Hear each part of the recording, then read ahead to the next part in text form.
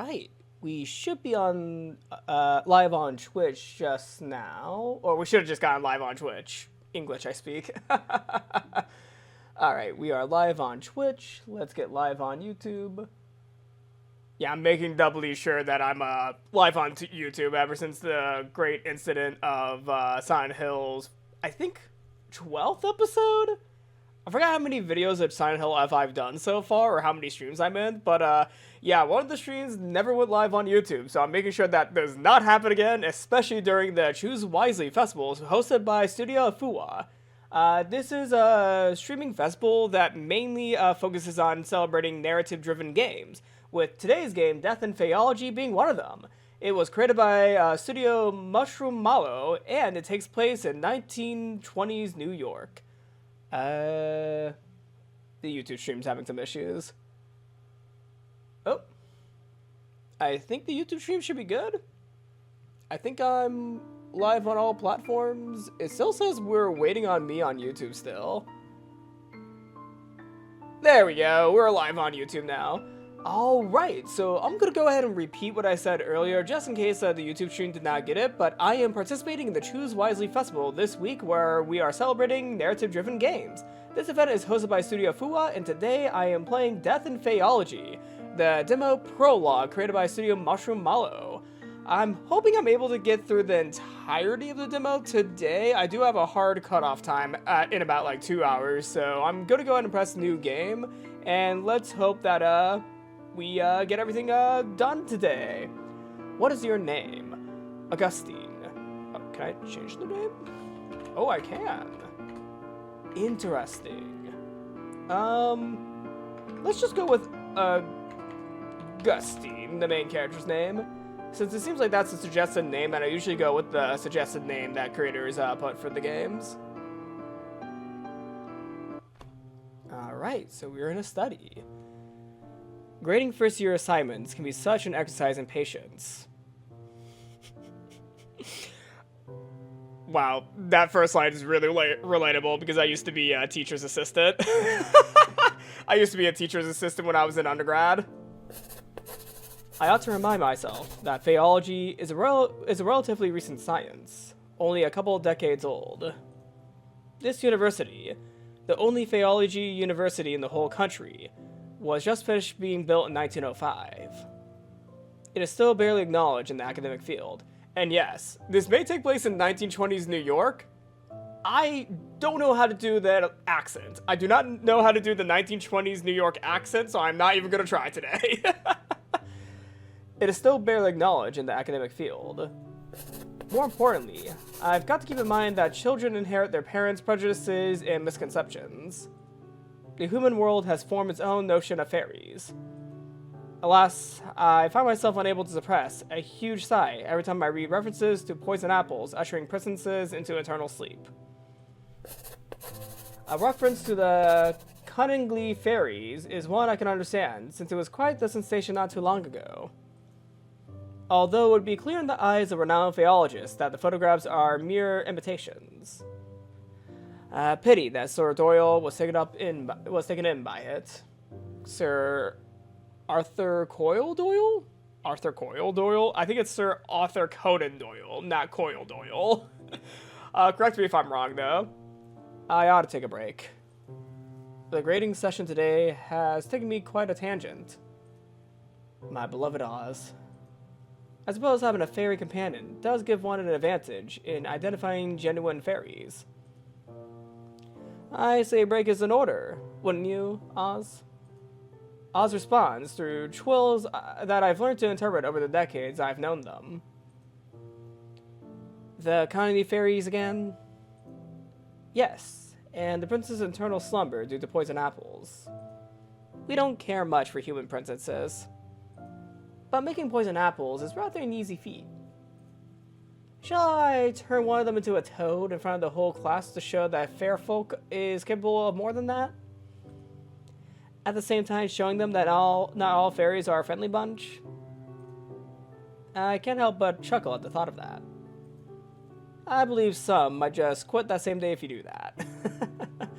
Besides, as other phaeologists get a hold of your existence, who knows what they will do to you? chances are high that those people will try to pin you to a corkboard and vivisect you. I would never let that happen. I've always appreciated you pursuing Faeology to ensure that. This is the least I can do. We've known each other since I was 7. You saved me countless times since then. Well, you could have let me bleed to death when you found me. I would never. I can hear a delightful melody of chirps laced with a touch of whimsy, which makes me just feel a tad fizzy. It seems that even the laugh of a fairy possesses some magical quality. While you're on a break, isn't there something else on your agenda this afternoon? Right. Mr. Hinkle's letter. Thanks for reminding me. I retrieved the letter from my patron from a desk drawer. I lean back on my chair and read the missive aloud to myself. Dear Augustine, how long are you to keep me in suspense? Will you or will you not accompany me to this year's Leos Gala? You could do a lot worse than forgetting your boring books for a moment in favor of whiling away an evening with champagne and canopies and an invigorating company. And when I say invigorating, I'm not speaking of those old sods with deep pockets ready to be exploited by way of funding grants for your research. I'm speaking, of course, of yours truly. Do write to me someday before Saturday.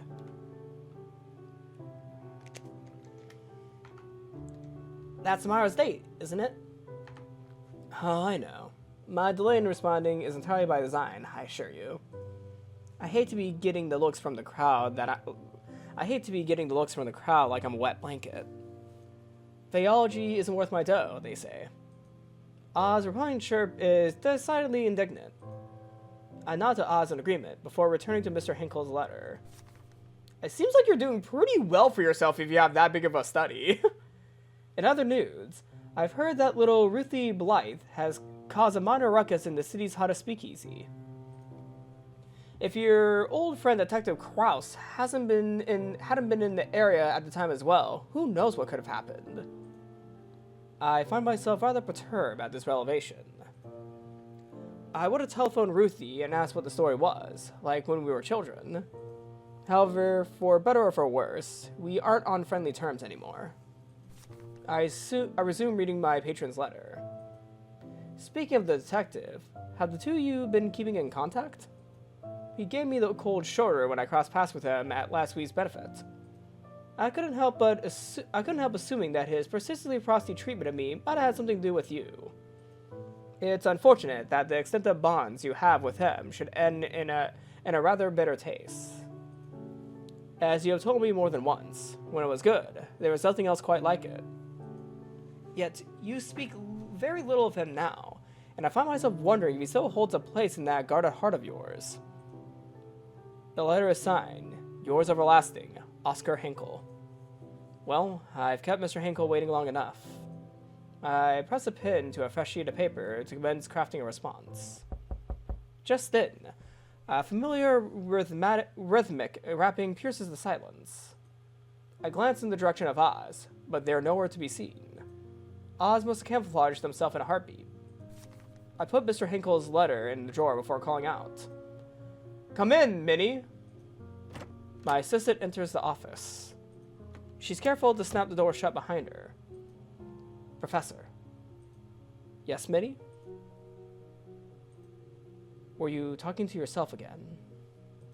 That's right. You know me. I see. Sometimes I wonder what she must have thought while hearing the mumbling sounds of me speaking with Oz.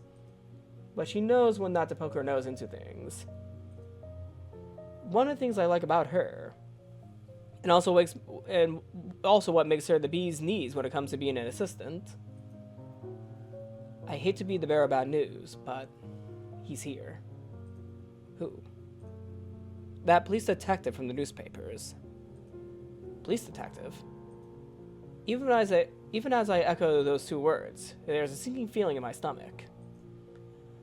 You know, the man who made you crumple the papers and toss them in the trash can?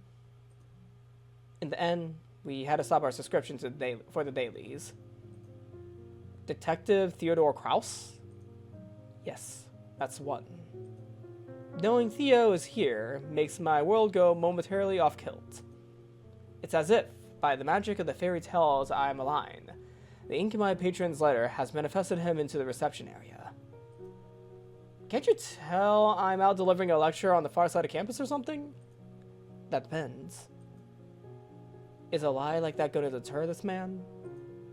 An astute question. She truly is wise beyond her years. Also, I thought this was his personal study, so it seems like he's at the university right now.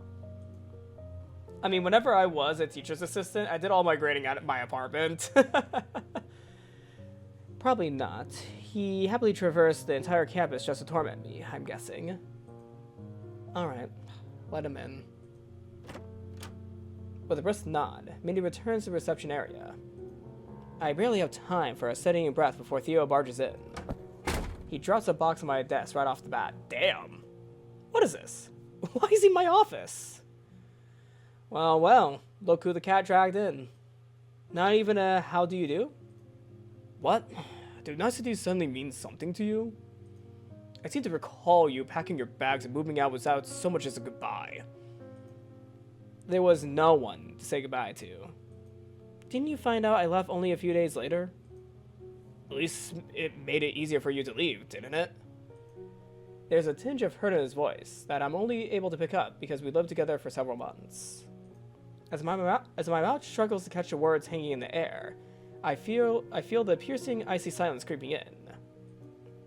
I ought to break the silence before I freeze. What's in the box? He lets out a deep sigh that rather sounds like relief. Your things that somehow you didn't take with you when you left. Even that oddly crafted handkerchief you love so much. That handkerchief was a gift for you. I see the corner of his mouth twitch. He's lying. What should I do with this information? Reach out for the box to check, respond in disbelief. Let's check before we make any accusations. I quickly stretch out my hand to the box, yet he's just as fast in catching my wrist before I can open it. I withdraw my hand from his grip swiftly, like a startled bird soaring into the sky. That truly caught me off guard. I'd forgotten what his hand feels like. I was only kidding. Although, you really haven't changed much, have you? You just went straight for it. He sounds amused and slightly pleased, as if he just confirmed the accuracy of one of his deductions. Neither have you. I threw all of it away right after you vanished. He says with a subtle squint in his left eye. Another lying tell of his. Yeah, he still likes Augustine as a friend. I can't help but sigh at his antics. Of course you did. So what's really in the box? Want to take a guess? I do have an idea. Knowing him, he sooner face the whole Al Capone gang by himself and take their bullets before coming to visit me. This must be way more important than our poignant history. Case evidence? I've seen boxes like this one before, but never one quite so large. It's a really big case, isn't it? He nods. The biggest of my career. You seem a little bit young to have the biggest of your career right now. And to come to me of all people, you must be at your wit's end about this. He looks away as if trying to hide how galling the circumstances at hand are. Truth be told, I'd rather face the whole Al Capone gang and take their bullets than have to see you again. Damn, literally what we just said. Jeez, that stings a little. So why would you... Hold on a minute. You think this has some sort of connection to fairies? He flicks his tongue in his aspiration. Whew, oh my. It seems like I hit the bullseye. We stopped talking about fairies at some point when we were still together. Those talks always led to a heated discussion, and then into arguments because nothing I could say could change his skepticism towards mystical beings. This is surely the chance to tease him about it, though it might be unwise considering the emotional peril he must have gone through to get here. What should I do next? Tease him, ask more about his thoughts.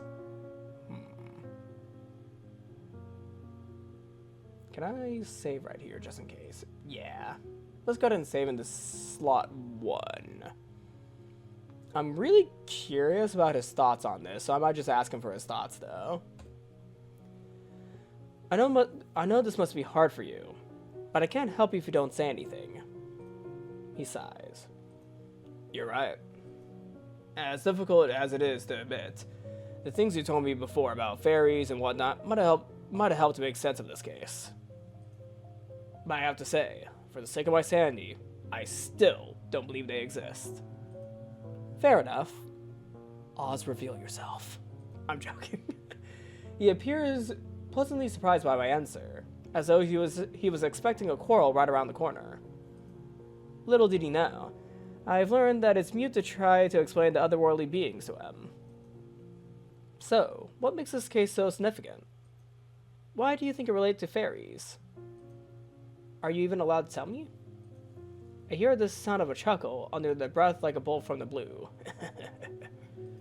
For a brief moment, his gaze on mine seems to revert to how it used to be, until the seriousness returns to his face.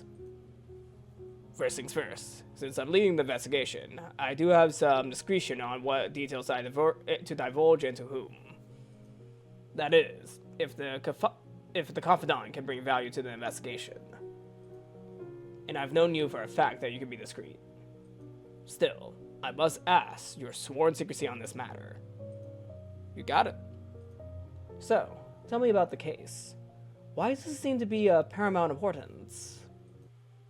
It's a multiple murder case, potentially perpetrated by a single culprit.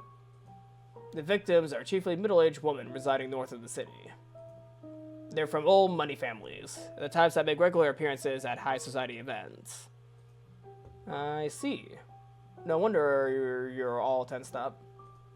You're telling me. Chief took me off of every other case and insisted I put all my time and effort into this.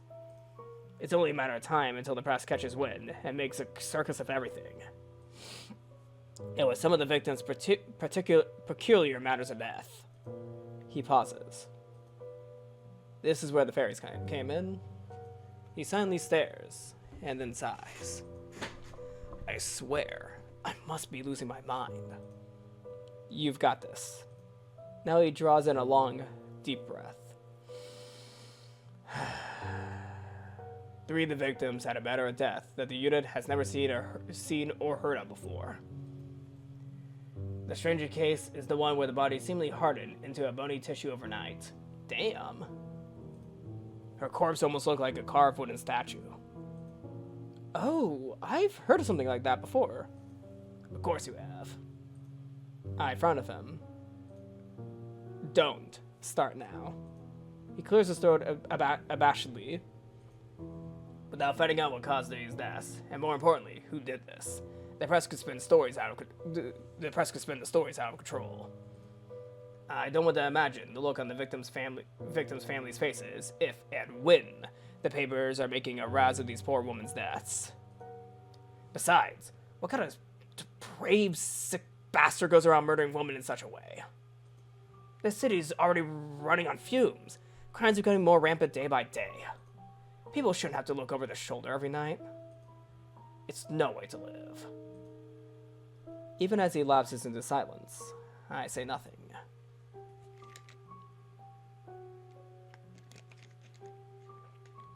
It's not just the city. The rise in crime is bleeding him dry too.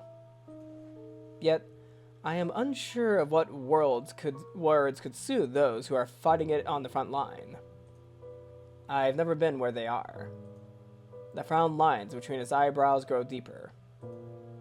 You know, considering the victim's background, having these murders being exaggerated in papers would just pressure the families to insist on closing the case as soon as possible. No matter the cost. No matter who's to blame. You're right. Innocent people are going to bear the brunt of it for this. This is a terrible situation. I feel my stomach churning. My arms cross on instinct. Sorry for hitting the mic. I try to hold my own disquietude in place. I'm gonna make sure that I did not knock out the microphone. Okay, you can still hear me. I thought I knocked out the microphone for a second. Is there anything you can do?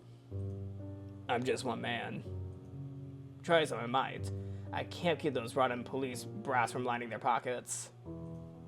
Nothing but a pack of lowlifes in high places. He exhaled sharply, his voice laced with contempt. Then he fell into silence yet again. Similarly, words seem to have abandoned me, as I can't shake this feeling of helplessness crawling under my skin. After a minute, he meets my eyes once more. Well, you're a good listener. Better than most. He curls his lips into almost a smile. I don't mind at all. Thanks. He clears his throat once more. Alright, let's get down to brass tacks. This box includes case files, crime scene photos, a couple of blood samples, which I was able to request to bring to you, and several other pieces of evidence. Other than the strange manners that Death Eye said, forensics was puzzled too by the blood samples. How so? One of them doesn't contain iron. That's interesting. Nothing surprises you, does it? Well, about this peculiarity, I bring up something from my fairy books, but you always find a way to deny it. You're right about that. I'm still investigating the possibility of unknown drugs or poison that somehow cause these oddities. But I'd be a fool not to go after my hunches and look into all possibilities. What about robbery? It's ruled out. No fingerprints, no evidence of breaking in, nothing had been stolen. And motives? Revenge? We're still interviewing the city elites, looking for the possible motives. But it takes time. You know how it is. Yes, of course. They're very busy. Speaking of city elites, I know people who can be very helpful in getting some inside information. His expression turned sour at full tilt. Who? That man? I said people, but yes, that man would be particularly helpful in this manner. He scoffs brazenly and doesn't even try to hide it. Even at the first meeting with Mr. Hinkle, there was some inexplicable tension between the two. Theo said something about Mr. Hinkle feeling off, and always hated it whenever I had something to do with him. Though it might just be jealousy in disguise. You know I'm right. Even if he's barely in the newspapers, he's most likely at the pinnacle of high society. And I don't think he will mind if I ask him a few things about this. Why? Of course. He always had a soft spot for you. Hell, he's probably carrying a torch for you for a long time, judging by the way he follows you everywhere. Well, he happened to be interested in Faeology, and has a lot of money to allow its development. Look at you, all ready to defend him. What? Are you two an item now? I might have steered this reunion right back to where we were months ago by bringing up Mr. Hinkle. But it was necessary to mention him. I don't know anybody else, who would have that much information about high society. Besides, there has never really been anything, even if we did go to fundraising events together from time to time. It was strictly business. Yet again, Theo seems to lose his reason whenever we talk about Mr. Hinkle. I don't have time or energy to argue with him. What should I do? Try to make him see reason. Explain the truth about the relationship with Mr. Hinkle.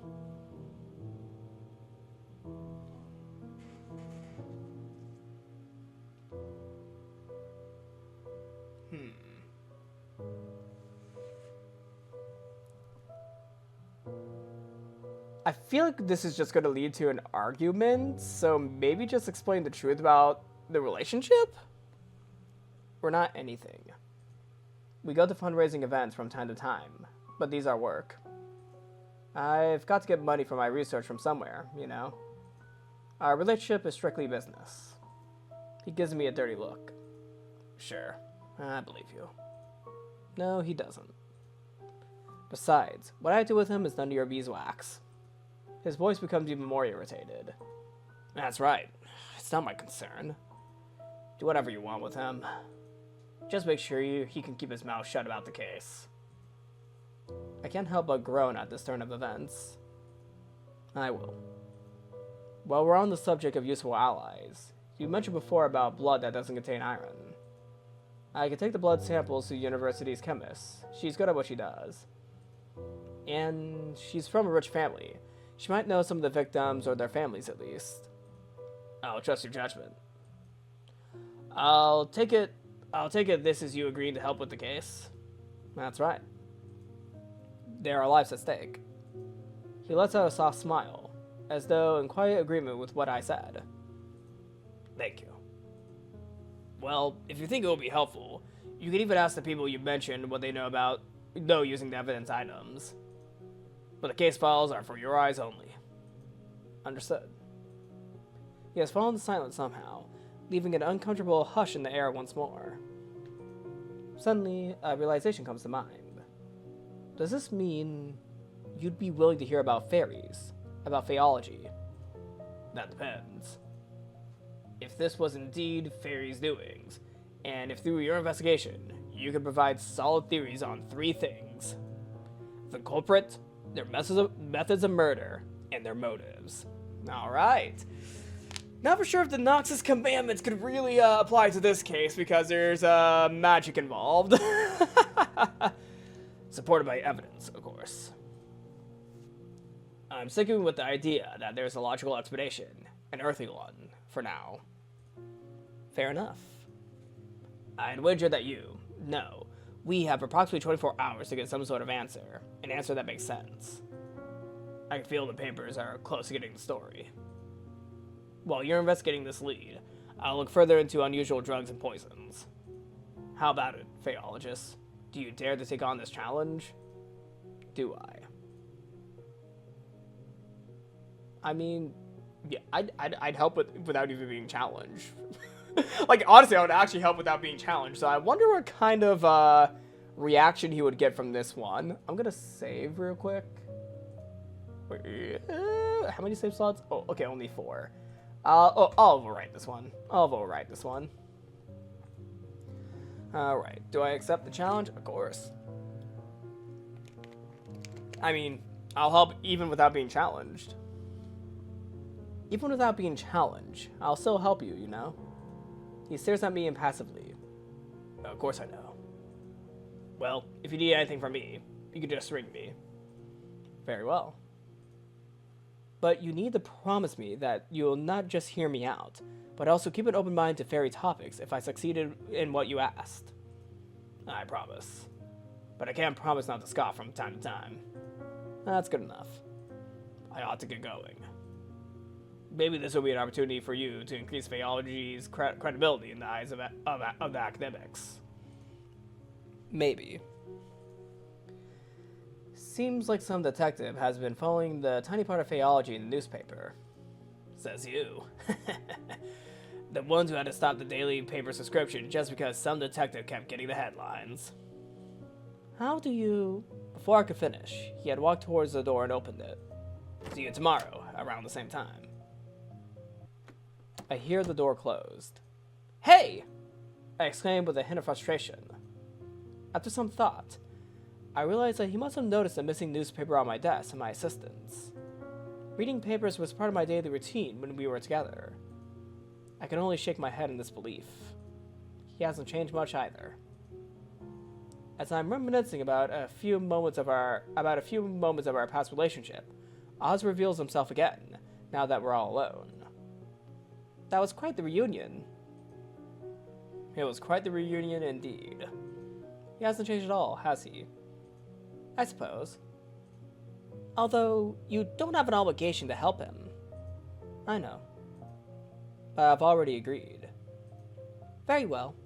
Just don't overwork yourself. Remember, you have papers. Yeah. Thanks, Oz. I find myself slowly drifting into thoughts. A victim's manner of death, hardening into bony tissue, could be one of the fairy curses, ossification.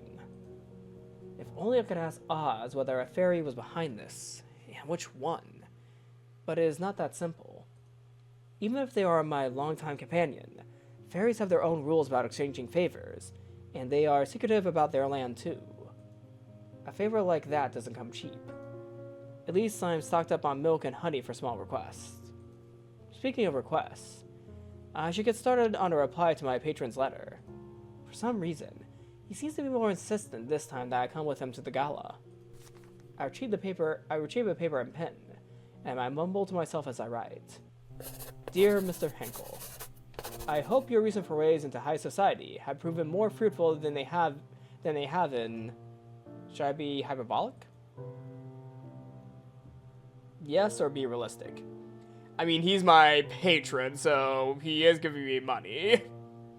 More fruitful than they have been in the centuries you've been roaming amongst their lavish ranks. Believe it or not, I've been considering whether the merits of trying to impress the wealthiest folk of the city outweigh the obvious indignities. You first brought up the possibility of my accompanying you to the annual Leo's Gala a couple of months ago, and I'm still weighing my options. How do I want to play this? Be coy, be apologetic. Let's be coy. Yes, this is our patron, but I feel like he really likes us. You shall know my answer definitively if you find me on your arm on the evening of the event. About Ruthie, I can't say I'm surprised to hear about her latest flirtations with disaster. Since we are both toddlers, she's frequently found herself in trouble. Her fiery personality certainly doesn't help her get out of quarrels. I would love to telephone her and ask how she's doing, but we drifted apart a long time ago. Nevertheless, I'm glad to hear that Theo was here to smooth things over for her. Also, I'm going to write something down real quick, because the blood sample that they took from the murders did not have iron in it. I'm going to write that down as a note, actually.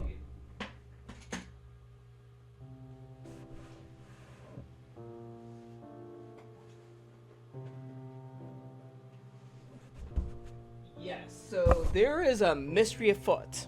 And for this mystery, I want to make sure I get the details right. So no iron in blood. Okay, no iron in blood and ossification. Okay, I wrote both of these notes down for me to remember for later. Nevertheless, I'm glad to hear that Theo was there to smooth things over for her. I've now arrived at the topic of Theo, or Detective Kraus, as my patron refers. I suppose this query was meant to uncover whether I still care for Theo. How should I answer? Sometimes my thoughts wander back to him. He and I are old news. I don't want to completely, remove Theo from this equation, because it does still feel like we care for Theo. Because we do remember our time being with him, and we do reminisce about him. So, you know what? I'm gonna write about that. I murmur under my breath as I write. As for Theo, I must be honest that sometimes my thoughts wander back to him. However, such thoughts are fleeting at best. I have not a single moment of regret over the decision to end it. Upon signing off, I seal the letter with wax. I then turn towards my trusted Fae. Oz, can I please trouble you with something? You want me to deliver this letter to your patron, don't you? Indeed. Time is of the essence here.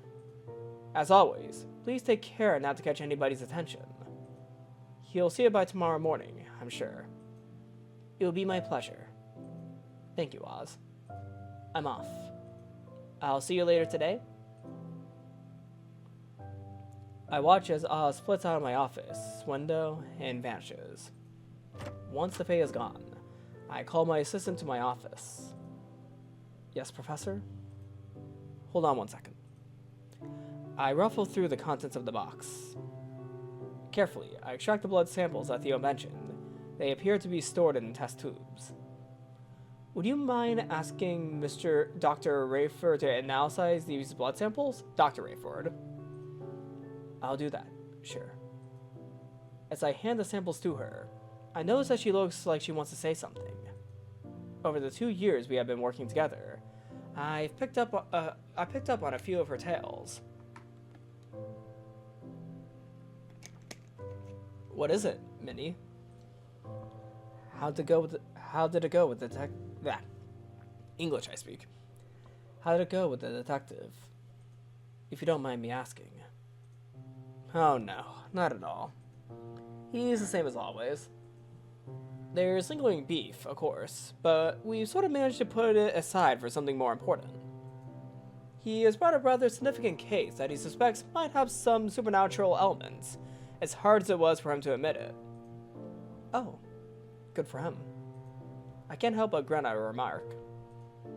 I'm glad it didn't end in a shouting match, at least. Yes, me too. I'll deliver the blood samples now, Professor. Is the stream on? Okay, there we go. For some reason, Twitch had a blank screen. Interesting. Twitch had a blank screen for a second.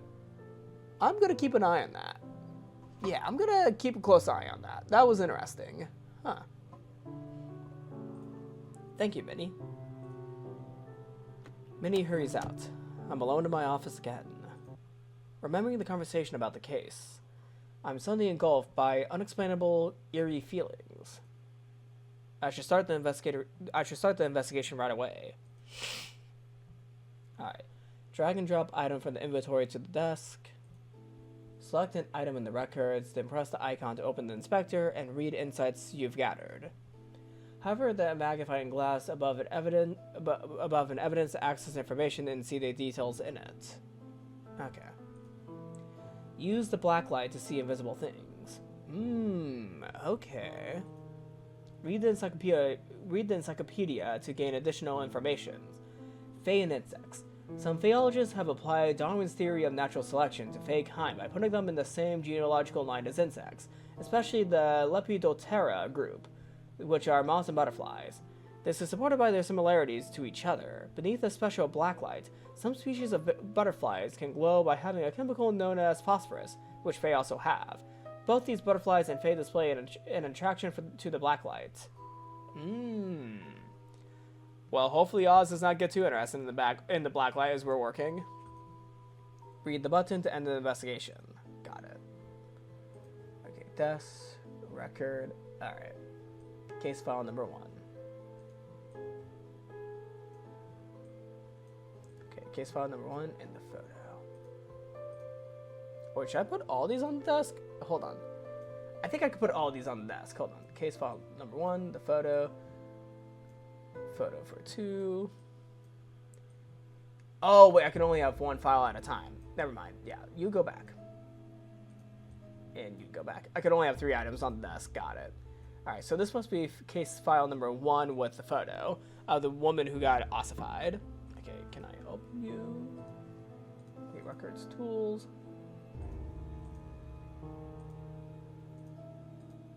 Let's go back to help. Okay. Drag and drop an item from the inventory to the desk. Case file number 1. Select the item in the records, then press the icon to open the inspector. Got it. Okay. Tools. Okay, there we go. Name: Audrey Woolridge. Age: 51 years old. Manner of death: hardening into bony tissue. From afar, the corpse looks like a carved wooden statue. Time of death: around 1 p.m. Okay. Victim profile: an affluent middle-aged woman in the city. Police report: the victim reported hearing strange noises and seeing strange phenomena in the days immediately preceding her death. The interviewing officer suspected, due to the victim's strange behavior, involvement in occult matters. Forensic report: no traces of drugs or poisons from what could be extracted from the body. Further autopsy is still in progress due to the victim's manner of death. Woolridge. Woolridge. Now that's a familiar name. Okay, Woolridge. Got it. What about the Book of Faeology? Okay. So that's Fae and insects. The similarities of fairy kind to insects, as well as birds and others in the animal kingdom, manifest in terms of the variance of fairy magical abilities. One magical skill possessed by some Fae is transfiguration, which is similar to metamorphosis. Wielders of transfigurative spells can make themselves or fellow Fae take on another form, including appearing human. Many high Faes have heightened powers of suggestion through the emission of toxins capable of causing a hypnosis or illusions. Although quite rare, Some high faes can transform living beings into solid objects such as stone or bone. Got it? That's kind of like what happened to this woman right here. Another example of fae magic is invisibility, which is similar to camouflage. There may be other types of magical powers that have not yet been documented. Fae factions of conflict. There are two main factions of high fae, the scribes and the warriors. The scribes are known for their defensive magic and their intelligence. The warriors are known for their power and their offensive magic. Meanwhile, the low fae faction is comprised of faes with limited parasitic magic. There are widely maligned species that like to consume human blood, hormones, and even souls. The history of fae class conflict is not very well documented. It appears that there are quarrels between these factions, as there is a certain level of disdain for the other faction. However, disputes also occur between fairies of the same faction. Nonetheless, both factions of high fae deem parasites despicable low fae to the limited and parasitic nature of their magic. Okay. Blacklight. All fairy kinds seem to be weak against iron, although a small amount of iron, such as in meat or blood, does not seem to ward off fairies. Historically, cold iron was often forged as weapons and used to repel fairy magic. The intricate design of iron, combined with physics and chemistry, is applied by Faeologists to develop a special blacklight to detect and distinguish the magical essence of the three main types of fae. Beneath the blacklight, scribe magic appears blue, warrior magic appears red, and parasitic magic purple or violet. That might be a bit hard for me to tell between purple and blue, to be honest. Oh, that might be a bit hard for me to tell because I'm colorblind. Uh-oh.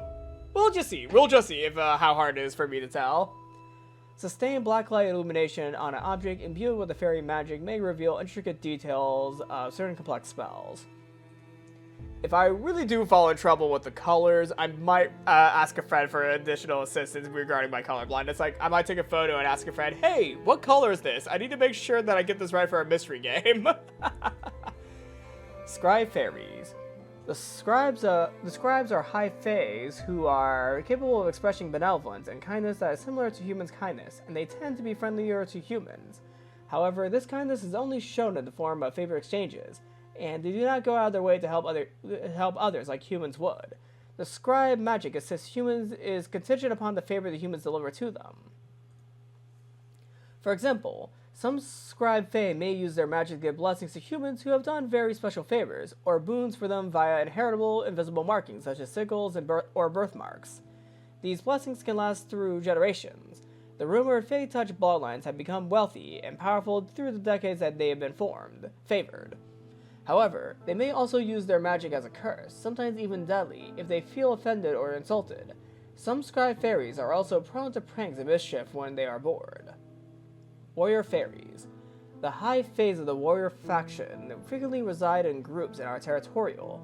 They are protective of their troops and tend to be unfriendly towards outsiders, especially if they come from the scribe faction or are human.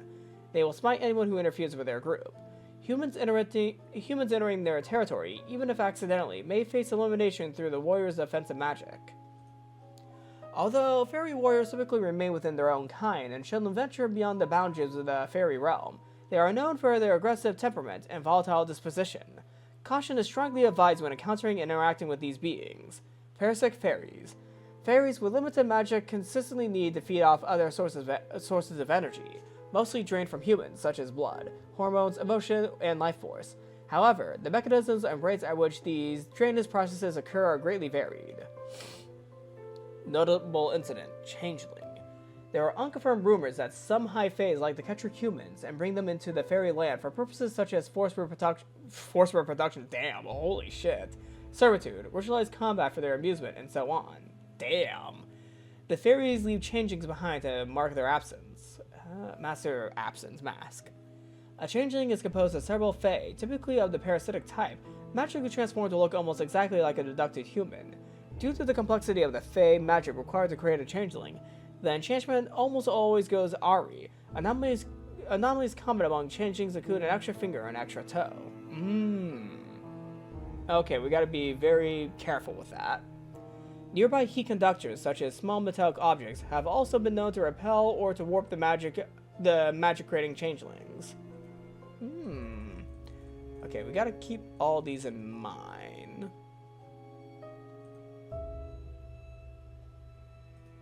I'm gonna keep that page up. I'm gonna keep that page up when I pull out the, not the black light. Yeah.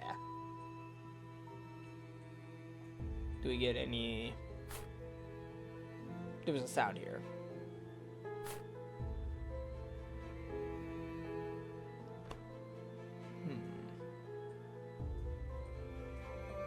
Oh, yeah. Oh, I could probably hover over here.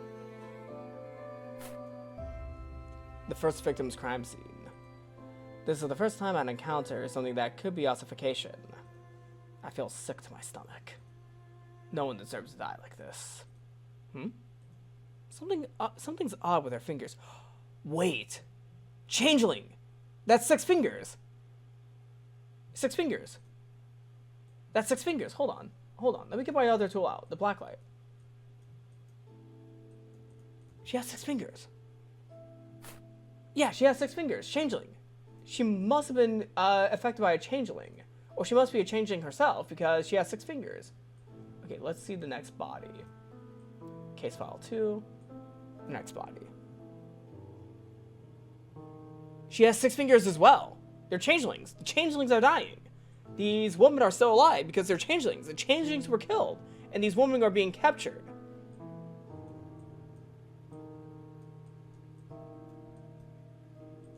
Oh, can I open you?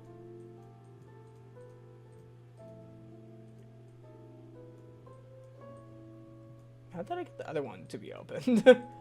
Hold on. There we go. Name, Susan Moore. Age, 40 years old. Manner of death, refusing to drink anything but her own blood. Time of death, around 11 a.m. Victim profile, an affluent middle-aged woman in the city. The victim's mother reported that the victim was suffering from a prolonged paranoid episode in the days leading to her death. Specifically, the victim was acting erratically and saying strange things, because she was a changeling. Despite the manner of death, there are no signs of dehydration or hemochromatosis, no traces of drugs or poisons. Yeah. Blood does not contain iron. She's a changeling. She's a changeling. This seems to be the second victim's crime scene. Her complexion. It's not quite the pale hue of death. Far paler than should be possible. Almost strained up color. Something's odd with her fingers. Yes, changeling. Changeling. What else if I hover? Okay, never mind. Yeah, so nothing changes when we hover over the photo again. Got it. Can we use the black light on this one? No, it might be another object in the photos. Yeah, I think it might be another object in the photos. Hold on. Record. Oop. Yeah, there's more objects. Yeah, there's more objects. Never mind. Alright. Case file number 3. Oh, her fingers... Oh. Her fingers went through some... frostbite? That kind of looks like frostbite. They're all messed up. Huh.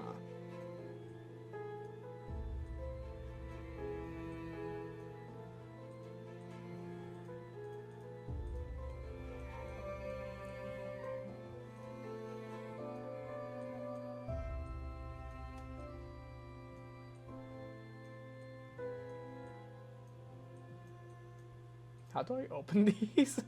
How do I open these? Drop the item, select the item in the browser, then press the icon to open the inspector and read the insights you gathered. Oh, wait. Oh, wait. Oh, in the inspector. Wait. Oh, wait. No? Edna Niblet. Hold on, how do I read you? How do I read about you?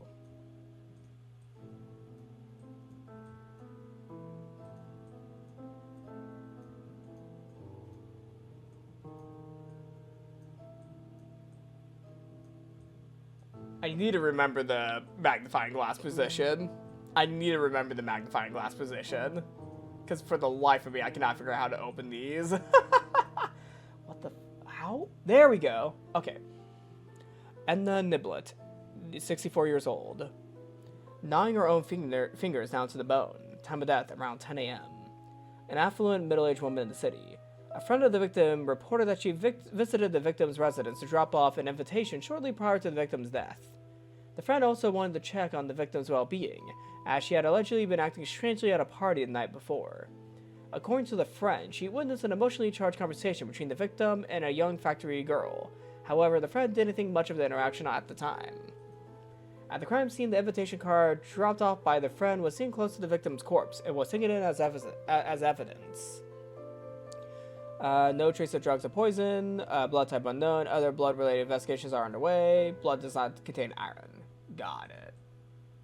Yeah, changeling. This is the third victim's crime scene. Her fingers. I've seen corpses before, but never like this. There's another strange thing about her fingers. Yep, 6 fingers. 6 fingers. And yeah, nothing occurs when I do that. But sometimes I hear a sound whenever, I hover over the photo with the black light. Like I hear a shuffling sound. Very strange. That shuffling sound is very strange. Alright, case number 4.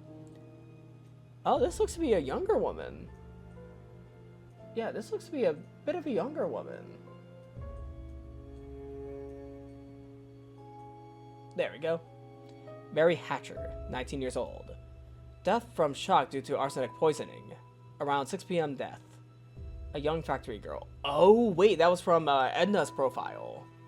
Despite not fitting the trend of the previous victim profiles, she has been preliminarily included in this case because she was seen having a heated conversation with a third victim shortly before that victim's death. The victim's father described her as not acting like herself in the days before she passed. Shortly before her death, the victim visited the police station. According to the interviewing officer, she seemed to be on the brink of confessing something when a look of terror suddenly crossed her face. She then appeared to change her mind. She hurriedly left the station without saying anything further to the interviewing officer. Prior to death, the victim suffered from a violent abdominal cramping followed by diarrhea and vomiting, consistent with the effects of arsenic poisoning. Traces of said poison could be found in blood type A, in the glass she was drinking from near the time of death. Blood contains iron, other elements commonly found in human blood.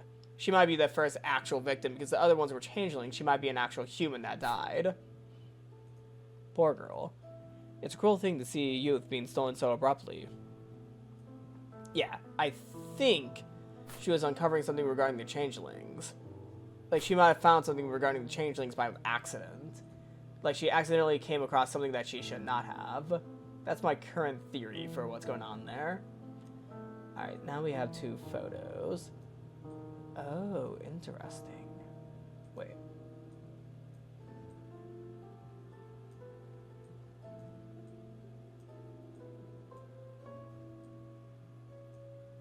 I think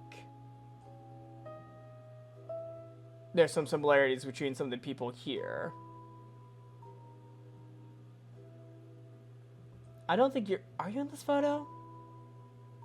That could be you in the left middle, but I'm not sure. That could be victim number 4. Oh my god. I want these in order. Alright, so I think you might be the woman right here because you have very similar hairstyles. You might be the woman here because you have a very similar hairstyle as well. You could be her or her. I'm not 100% sure. I think the game's going to tell me in a second who was who, but I was trying to connect the photos to the people. So, this middle-aged woman in the collar blouse is the victim. Oh, wait! She's middle-aged? I guess this elderly man in the suit is her father. This elderly woman wearing her cardigan is her mother, I suppose. This bespectacled man is perhaps her brother? Interesting. So she's the victim. Wait. Huh? That's middle age? Damn, she's good for middle age. Oh. I saw something... Wait a second. I saw something on their hands. Oh, shit. I think that's blue.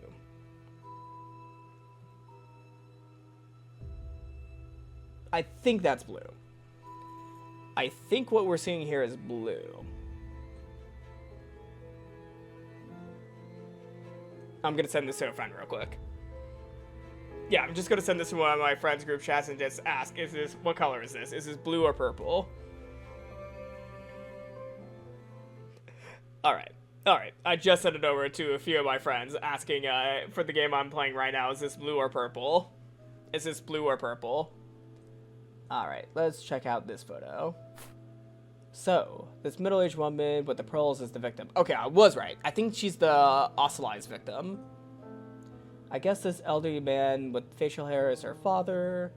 This elderly woman with the fur collar is her mother, I suppose. Oh, wait, it's the woman to the right. Oh, okay. This other man with the dark suit is maybe her brother? Oh, you're the victim. Oh. Oh, that makes a bit more sense. That makes a bit more sense. Wait, hold on. I remember in this photo that the victim and the older man are the ones with the marks on them. Wait, what's that on her hand?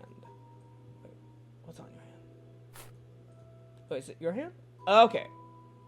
I think that's the same shade as before. Okay, so you have the mark. This woman right here was a victim. This woman right here was a victim. And this man all have the blue marks on their hands. No one else has these blue marks. That is very interesting. All of them have blue marks. Well, not all of them. Just this one right here, this one right here, and this man all have the blue marks. Interesting. I wonder what this man with white hair, what he has to do with the mystery. Interesting. Alright, and now here's the other pieces of evidence. So we got a wedding ring. A wedding ring. Seems to be made out of gold. Never seen a coin like this. It looks rare. Could be a fake coin. I've seen this makeup powder somewhere recently. It's from Nectar Bell. This must belong to one of them. But which? Nectar Bell.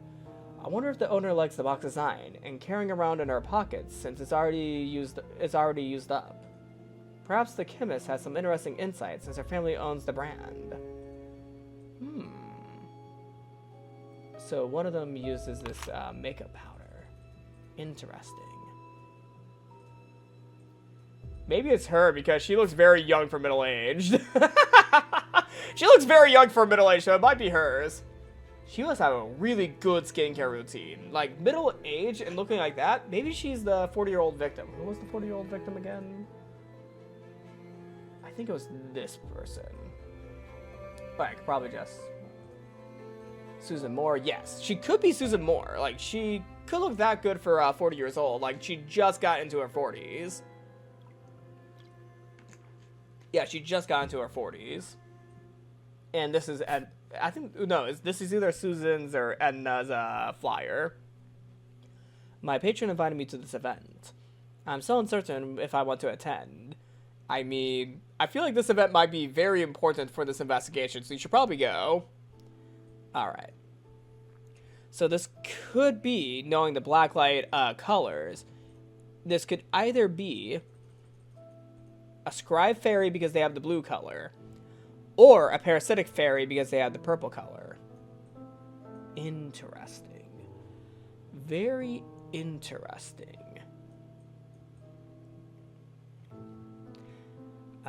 Hold on. Oh wait, I should probably check these real quick. That's lighting up. You're lighting up. You're lighting up with some sort of pinkish color. Okay, this could be the parasite. This could be the parasite color because that's kind of a pinkish color, which could be the purple it's talking about. Oh, what? What's happening? Did we burn the coin? Interesting. And that seems to be like a pinkish hue. Is that a little bit of red though? That could be violet or red, so this could also involve a warrior.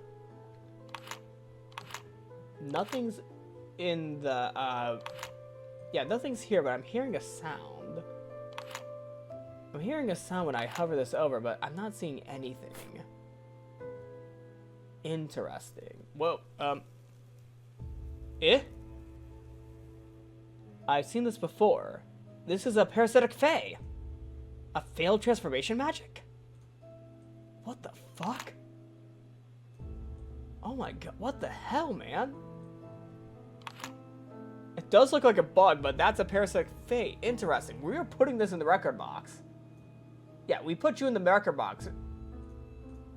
Yeah, dead Fae. Interesting. Okay, you're in the record box now. So wait. If I hover you over here, would that happen again? Or was that just the coin? Was just the coin the parasitic Fae that was transformed into a coin? Very interesting. Very interesting indeed. So we seem to have a lot of, you know, notices of a parasitic Fae on the metal. Let me look back at these photos. Maybe these photos are all parasitic Faes. Because yeah, you have the blue, you have a blue or purple mark, and so do you both. Is there anything around the fingers? No. I'm not seeing anything around their fingers. Interesting.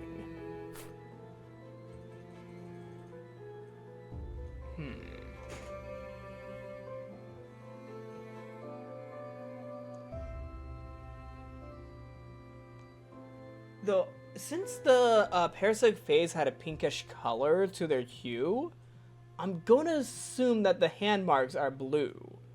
I'm going to assume that the hand marks are blue. So I'm in high suspicion. I'm in high suspicion that there might be some scribe Faes, you know, doing stuff, you know, to these people. Like, the scribe Faes are up to something. Because if we read their description again, they can use their magic as a curse, sometimes even deadly, if they feel offended or insulted. Maybe the elites are insulting the scribe Fae. The scribe Fae are being insulted by the high society of humans. So that's why they're killing these human women, because they feel insulted by them. And the poor young victim, she just happened to be in the wrong place at the wrong time. You're not the young victim, you're the young victim. You just happened to be in the wrong place at the wrong time and got arsenic poisoning. Very intriguing. Very intriguing. I feel like this is good enough for the investigation, because I think I have an idea of what's going on. Yes. A knock on the door makes me glance up from my desk. I realize that the sun is set while I've been absorbed in the investigation. Come in. My assistant enters the office. Dr. Rayford has arrived to drop off the blood samples, and she wants to talk with you. To you. Already? Yes, she's just out the door. I must say, I'm pleasantly surprised at her work speed. Alright, send her in. Minnie nods. Thank you, Minnie. She returns to the reception area. Dr. Florence Rayford enters. It's only been 3 years since she has worked at this university, but she has proven her reliability more often than not. I don't trust you. I don't know why, but I don't trust you. Good evening, Professor. Good evening, Doctor. Dr. Rayford hands over the blood samples. She also gives me her lab report. Here you go. Thank you. So, what have you found? The most particular thing here is that there is no iron in one of the blood samples. Say, is this fair related? Her question prompts me to ask myself, to what extent of the case can I divulge to her? Theo did say that I may ask the patron or her for information using some of the evidence. Although she has knowledge of fairies and their curses, can she handle seeing crime scene photographs? As I return from my thoughts, I notice her voice has taken on a higher pitch. This is so exciting! Are you working with the police? Does this mean that we'll get better credibility in the eyes of the public?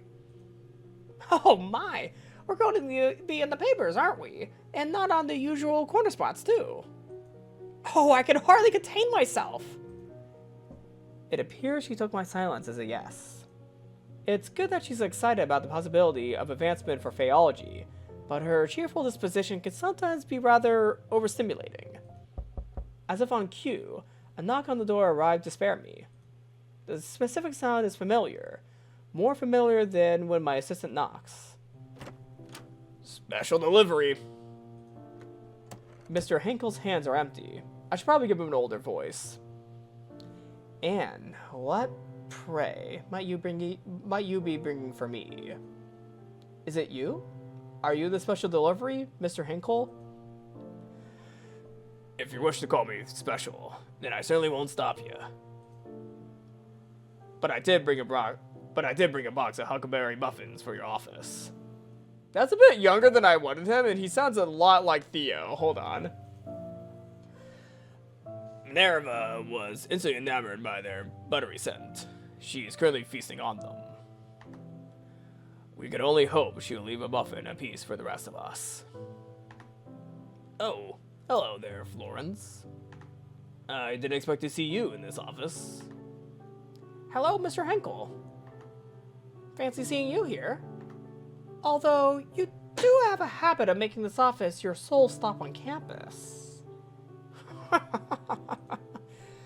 That's because this is where all my money went. A well-spent investment, nonetheless. He makes a retort at Dr. Rayford, but throws a subtle smile in my direction. How cheeky. So, Florence, what's been occupying your time as of late?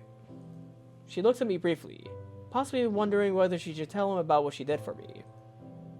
The usual matters, I suppose. I tried asking your father about you at the last soiree. However, he confessed he didn't have the faintest idea. You must tell me more about your chemical research one of these days. The colorful pursuits of you young academics thrill me to no end. You know I can't share all that much, Mr. Henkel. Unless, of course, you find yourself in a position to become the chemistry department's benefactor, then all their secrets are yours. A more playful giggle escapes her lips this time. I'm afraid I'm all tapped out, financially speaking. Oh, I'm not buying that one, not for 1 second. He's selling fibs, isn't he, Professor? Well, no, I certainly don't want to get in the middle of the money talk of the rich. I wish I had that information, Doctor. It would make proposing for research much easier, with a bit of a delicate leverage, naturally.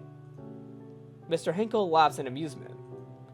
I feel like I should ask the reason he's here before this conversation takes an odd turn.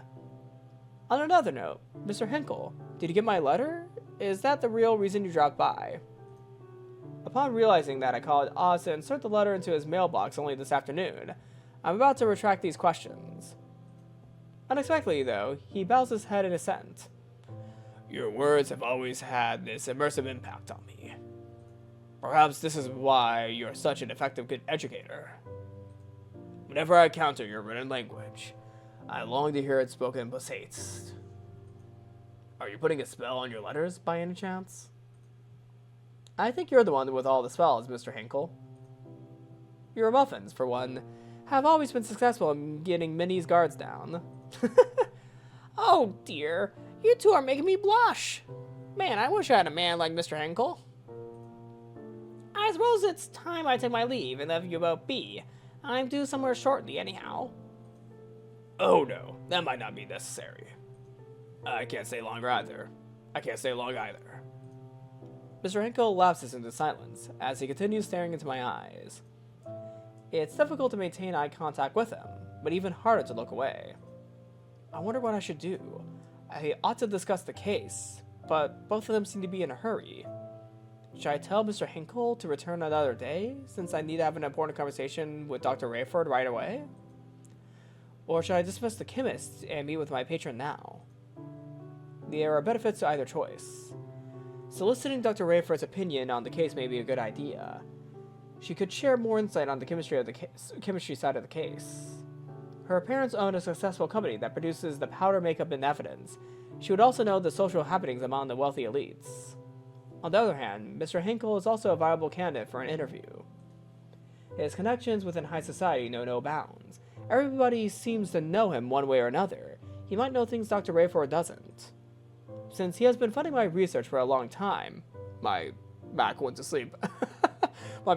Sorry. He's more familiar with fairy topics. Whom should I interview? I'm gonna save right here.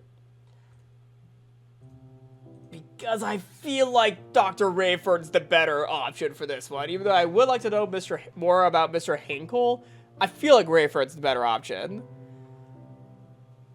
Dr. Rayford, would you mind staying a little longer? I'd like to hear your opinion about something.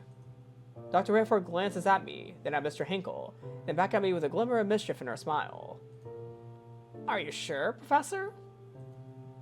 I let out a resigned sigh. Sometimes it can be quite difficult to deal with her teasing. Also, I'll see Mr. Hinkle later. Yes. When I address my patron once more, regret colors my tone. Mr. Hinkle, would you mind coming back another day? I have something crucial to discuss with the doctor at present. Of course. I understand your scientific pursuits precede all else. I wouldn't have it any other way. Thank you for dropping off those muffins. He only replies with a smile. I'll see you soon, right? As soon as possible, I promise. Mr. Hinkle and Dr. Rayford exchange brief goodbyes. My patron then departs. I'm alone with the chemist again. Doctor, I might need your further assistance regarding the blood samples, and also, something more pressing. So it is true. You are working with the police. I suppose. Detective Krauss consulted me this morning about an ongoing criminal case.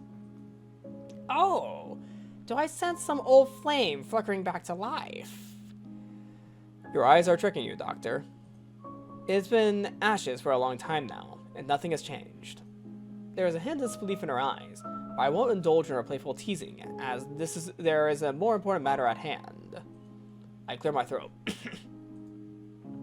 So, I would like to ask you for information, as you may be acquainted with some of the victims or their friends and families. Alright. I'd be happy to answer any questions you might have. Alright. Thank you. Although I do need your sworn secrecy on this. Of course. I'm adept at keeping secrets. You need not worry. Those samples I analyze are part of the evidence in this case, right? That's right. Let us begin. I tell her the fundamental facts of the case while she listens silently all the while. When I finish my summation, she only has one word to say to me.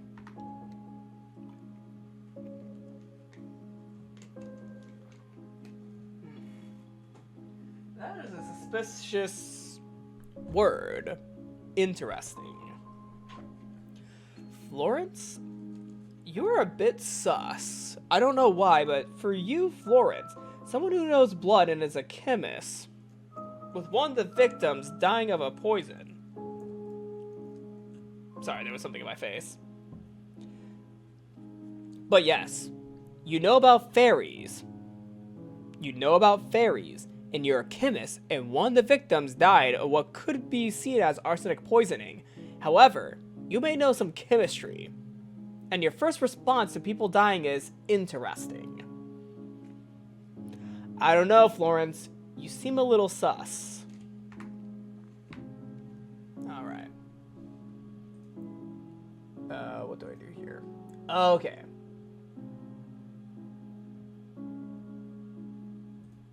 Let's start off with your findings with a blood sample. Ah, yes. The most intriguing piece of evidence. It's weird, isn't it? That it doesn't contain iron at all, even though it looks just like human blood. Not to mention the high percentage of phosphorus. Would you let me know if it ended up being a fairy after all? Only if I'm allowed. Is there any insight from chemistry as to why there would be no iron in the red-colored blood? Sadly, no. I'm just as puzzled as myself. What about this sample? I found traces of arsenic in this blood sample. This must be from the fourth victim. Yes, that was reported by the forensics team too. One wonders who could have done such a thing to the poor girl. Actually, chemists do sell arsenic to common people to make their own weed killer and rat poison. I haven't done that in some time, not since the university contract. But I'm sure the detective has asked his henchmen to collect purchase records from chemists all over the city, don't you think? Speaking of poison victim and poison, let me show you the poison victim. Do you happen to know this girl? Unfortunately, no. I don't know her. Alright. Let's go ahead and show you one of the affluent family's photos. This is Mrs. Moore and her family. Could you tell me what you know of them? Well, I've heard that when Miss Moore's biological parents passed away, she was adopted by her parents' trusted employees, from whom she received a lot of love. These employees couldn't have children, you see. Her biological parents left her a substantial inheritance, which she received when she came of age. Then she was married, out of love, to a wealthy entrepreneur. They were hand in hand wherever they went. It's a sad thing. Her luck seemed to slip away when she needed it the most. Just when she needed the most. Dr. Rayforth seems to know more about Mrs. Moore than she let on earlier. While she sounds quite sympathetic, I can somehow sense a hint of jealousy in her voice. Hint of jealousy towards a married woman's family. Interesting. What about this family? Oh wait, this is the Moore family. Oops.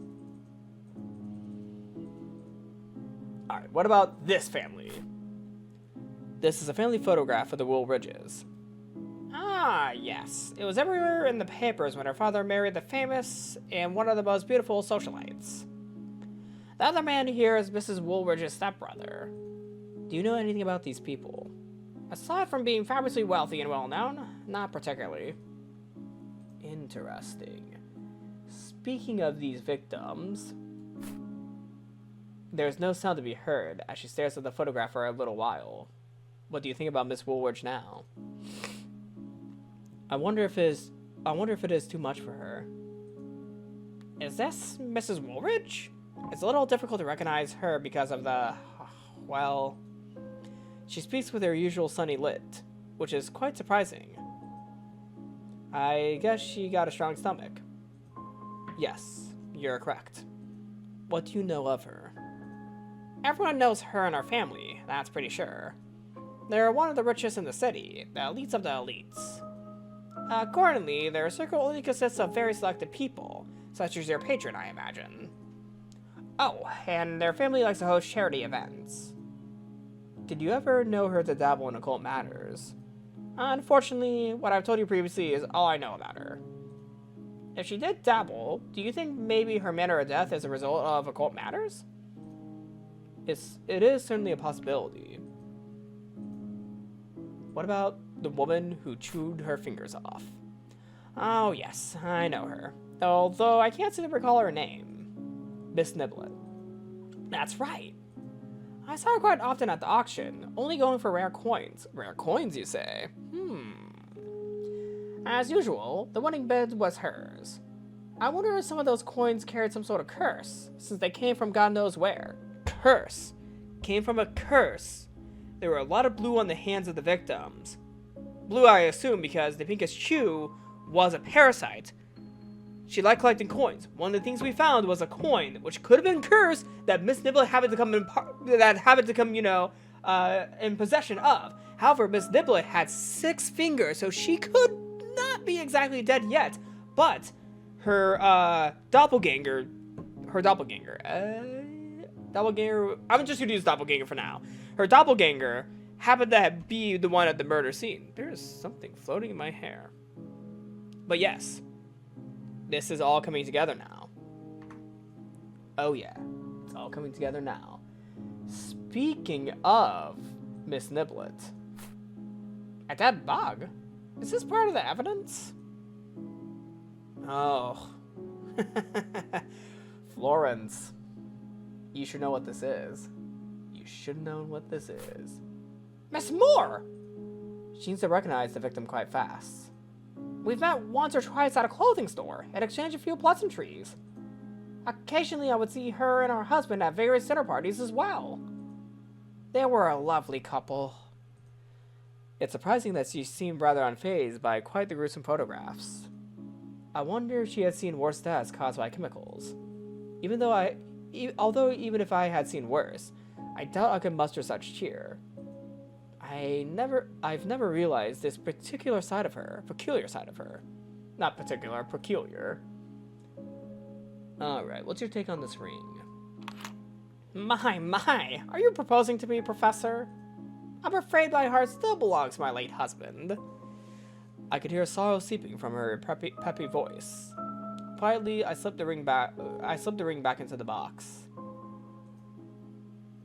Okay, interesting. What about this powder? Ah, my parents' greatest achievement. It's one of the things I wanted to ask you, Doctor. I don't know much about makeup. How popular is this powder among high society? The powder has been the craze lately among the upper class, since my parents have successfully gotten Mary Pickford to do its advertisement. Well, I'll be. Interesting. So, your family's powder is popular among high society. Very interesting. What's your take on this lab report? I've done my best to put all the details there, although I might have missed something regarding the curious blood sample. Okay, and last but not least, the gala.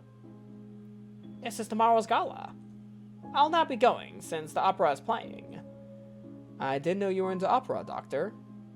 You're not going to be at the gala, the one that a lot of high society women are going to. My late husband and I used to go there for one of our date nights. Sadness leaks through her eyes, even though her smile stays bright. I hadn't the faintest she'd been married before. Speaking of which, I spotted Detective Kraus at the Met during last month's performance. He appeared to be enjoying the opera, accompanied by an attractive, tall blonde woman. It was quite the unexpected sight. I never took him for an admirer of the opera. Well, that's a new one on me. Alright. I think that concludes our interview, Florence. Yes. I have no further questions. I believe I have enough information for now. Is that so? Well, alright.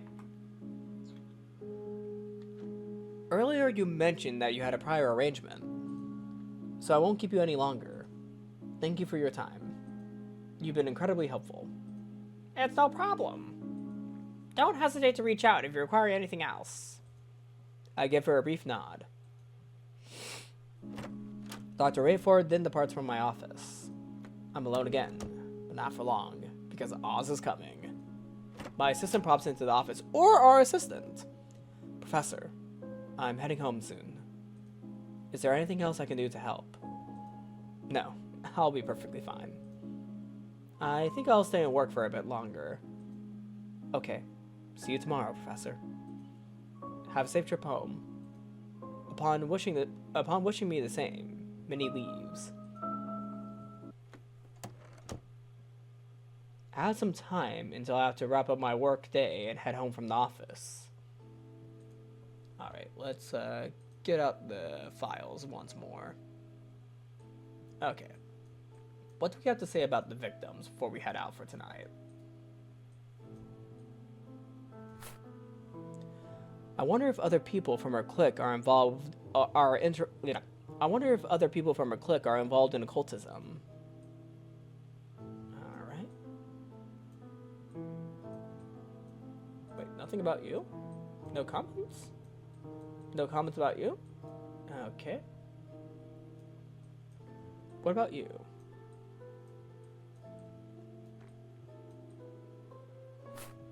There we go. Miss Moore and her husband seem like delightful individuals. Okay. Guess we have no comments regarding you. Dr. Rayford didn't know her at all. Okay. Alright, so I'm going to be doing this investigation where I'm going to put things on two sides of the table. There we go. Yeah, so there's going to be things on two sides of the table to connect one thing with another. Can I not? Okay, there we go. Alright, I'm going to wait to pull out the Faeology book. Alright. Oh my god. There we go. Okay, there's nothing to pick up on the black light here. Nothing here. Nothing here. And nothing here. However, if I pull out here... Oh. No, I don't want you back in. No, I want you out. Alright.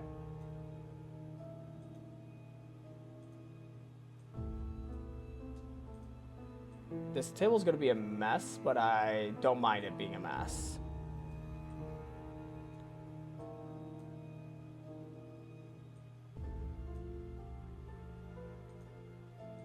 And I'll wait to pull out the case files. Alright. So.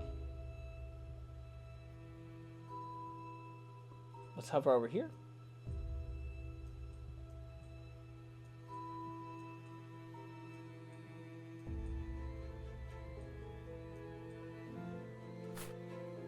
So, this middle-aged woman in the collar blouse and the elder man in the suit are father and daughter, related by blood. And the other two are the stepmother and stepbrother. Interesting. Okay, your gala invitation is going to be right here. You're connected right here because this is your family. The man in the dark suit seems to be the husband of the victim. The woman with the pearls, he's supposedly close to his in-laws. This means the other two are the victim's adopted parents. The Fae is right here. Who liked collecting coins again?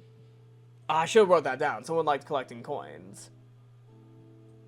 Someone liked collecting coins, but I forgot who.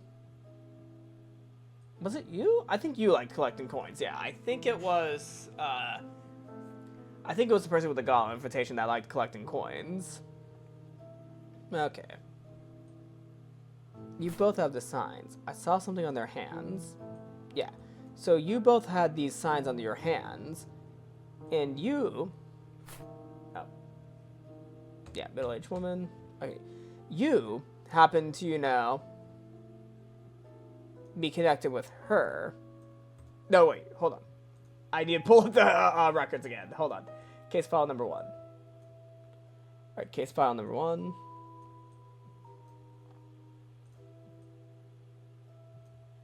Audrey Woolridge, age 51 years old. Yeah. Okay, she was involved with cult matters, so case file number 1 applies to you. Oh no, I didn't want to return the bug. No, I didn't want to return these items out. Hold on. Okay, case file 2.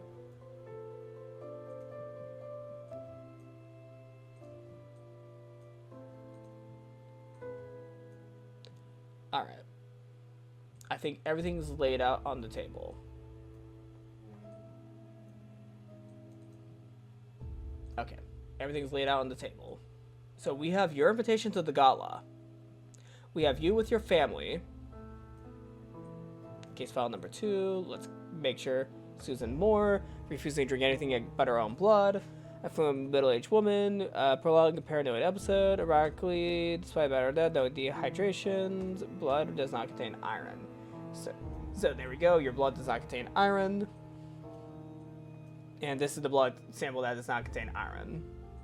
Case number 4 is case file number 4 is your case. So I'm going to keep you right there. Where's case number 3?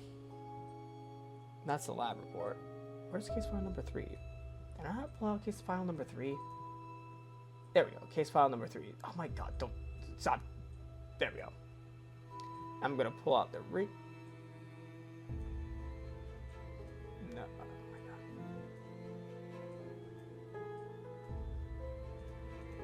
god. Okay, everything's out on the table. Everything's out on the table. So gala, your photo with the gala. Case file number 2 is your case. So I'm going to leave this over here. I'm going to reveal the blood vial. Okay, your case file number 2. Case file number 2.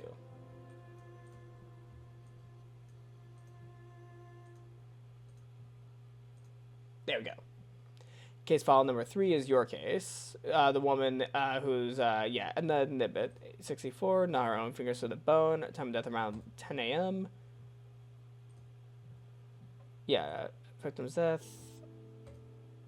Young factory girl, so she interacted with the factory girl. No traces of blood or poisons. Blood does not contain iron. So the blood vial could actually belong to you, because the 40-year-old woman might be the family right here. Yeah, the family right there. Okay. Okay. And someone liked collecting coins. I think it might have been you that liked collecting coins. Ring. Someone could have been, you know, getting engaged. Lab reports. The game is bugging. I don't think I should have this many items. Oh my god, the game is bugging out. Oh my god, the game is bugging out.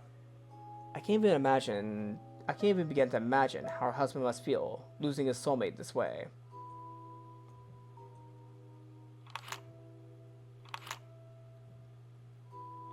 Okay, the ring's lighting up.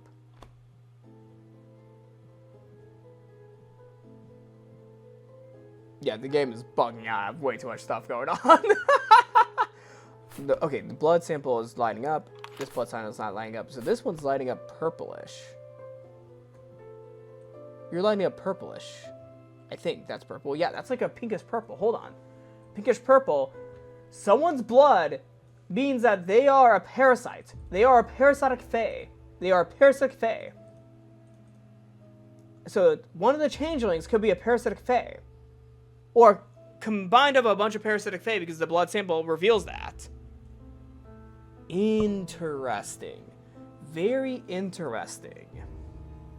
Very intriguing. Okay. I think I have an idea of what's going on here. So let's report our findings to the detective. It's next afternoon. I should be grading assignments. Or reviewing the lecture I'm going to deliver come Monday. Or do anything productive in the realm of professorial duties. Instead, I find my attention straying more and more towards the office door. I voice my frustrations to good old Oz. Theo will probably arrive at any moment. I can't stop wondering whether my explanation will be enough for him. In the past, no sort of explanation ever seemed to please him when it came to fairies. And why should it do so now? My voice cracks with concern. This time, he came to you, bearing in mind the possibility of fairy involvement. He'd be a fool if he discredits you so soon. My fairy companion's chirping becomes increasingly stern this time.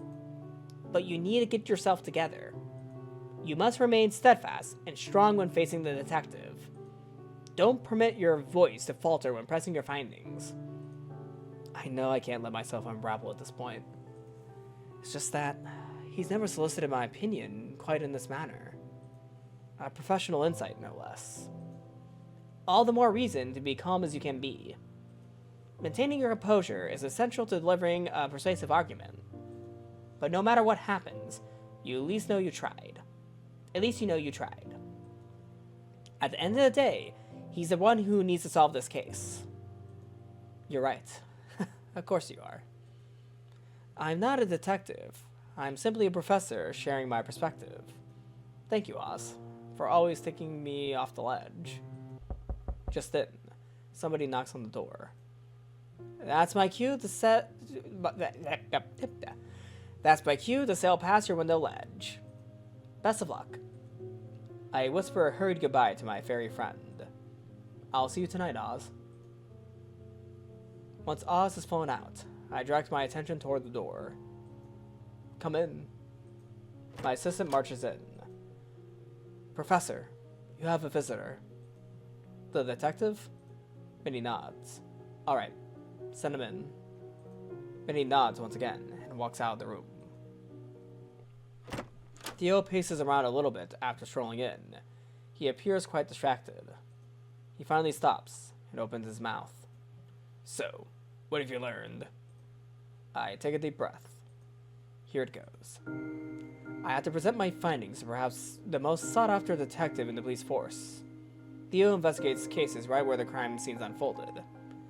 He's agonizingly familiar with the grit and the grime of the city's darkest recesses. Meanwhile, as a professor, my expertise primarily revolves around the nebulous, the theoretical. I must do my best to stay calm and collected, just as Oz suggested. I've read the case files. Victim's odd behavior shortly before death could be due to hypnotic spells from fairies. The forked victim went to the police station, but before she said anything, it seems she saw something that scared her away. What if she saw something not human? In the matter of death, he interrupts me before I can finish. I have no time for assumptions. The paper's telephoned our department this morning. Said they found out about some of these deaths. So that's why he looks agitated. The chief is preparing a statement for tomorrow regarding this. So I'll cut to the chase. Is there fairy involvement? Okay, because of the sheer fact that the fucking coin turned into a parasitic fairy right in front of me, yes! I don't even need to say for this. I am convinced on my conviction. Yes, I'm certain of it. I could tell his interest is piqued. However, I'd like to first lay out the basics, since I'm pretty sure you discarded the things I've told you in the past. He grumbles, as if in admission to my statement. So far, we've identified 3 classes of fairies: warrior, scribe, and parasitic fae. Warriors have strong offensive magic, scribe's magic tends to be defensive, and parasitic magic is, well, parasitic. We Faeologists have developed a tool called the Blacklight to detect the traces of fae magic. It can even be detected through the photographs if the magic is especially strong. Warrior magic glows red, scribe magic blue, and parasitic magic shines purple. I found that seemingly, fairies of one specific class are behind this. Which one is the culprit? I'm gonna say for this one. Because yes, there's a lot of fairy... There's a lot of... not fairy. There's a lot of parasitic fae. There's a lot of parasitic fae traces in this case. However, I am noticing quite a bit of scribe fae influence in this case as well. Parasitic fae, yes, are all over the, scene regarding the blood vials, as well as as well as the photos, not the photos, the coin.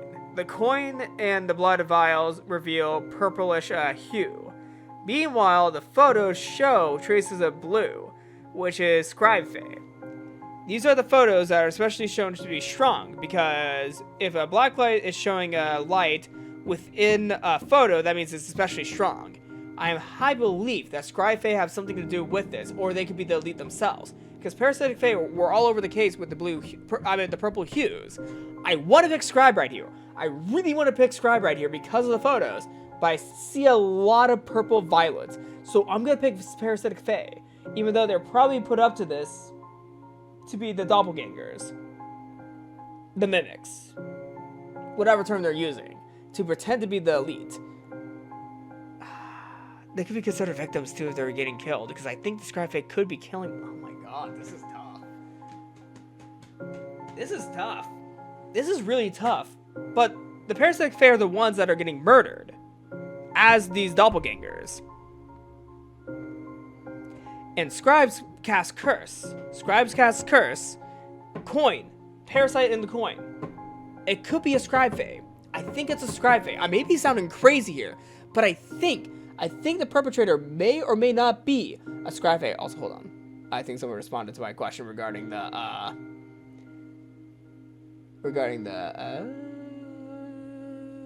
gaming. Yeah, I got a response. Blue. Okay. Middle blue, purple outer. Purple gradient to white on the outside.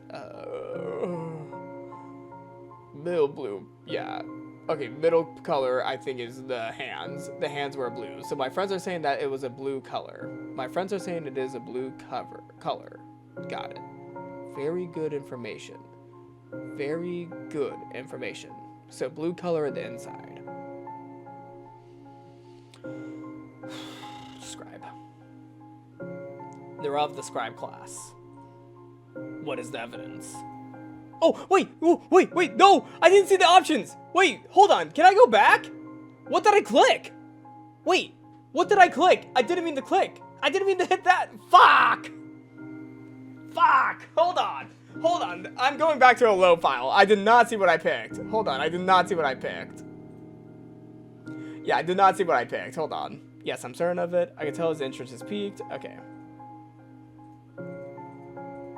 Hold on. Yeah, hold on.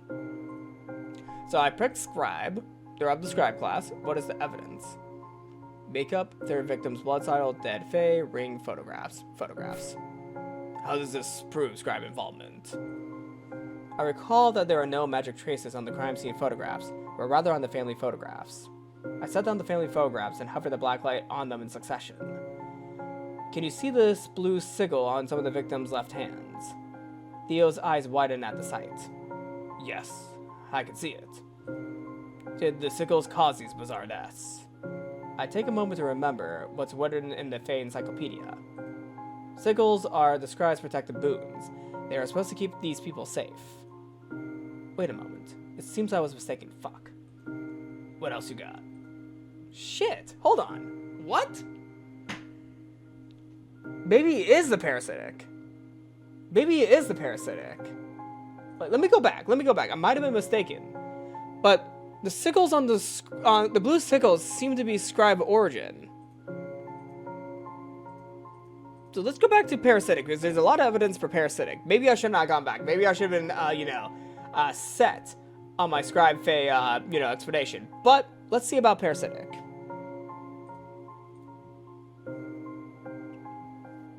Alright. Let's go to the blood sample first. I saw the blood sample meet the black light to show the magic traces. You see, it glows under the black light.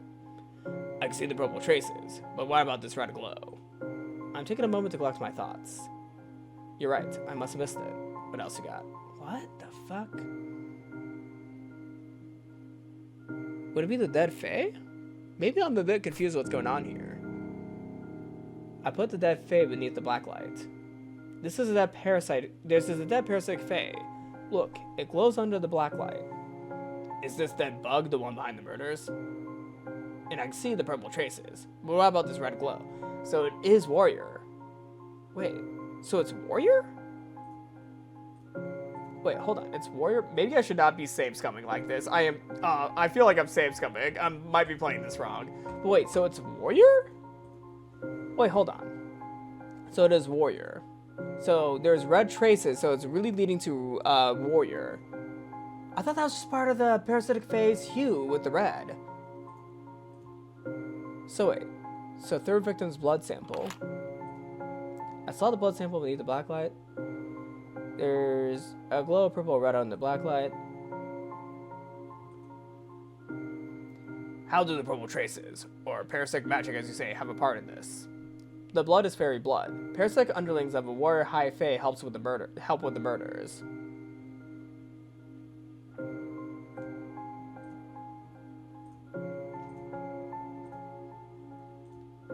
The blood is fairy blood.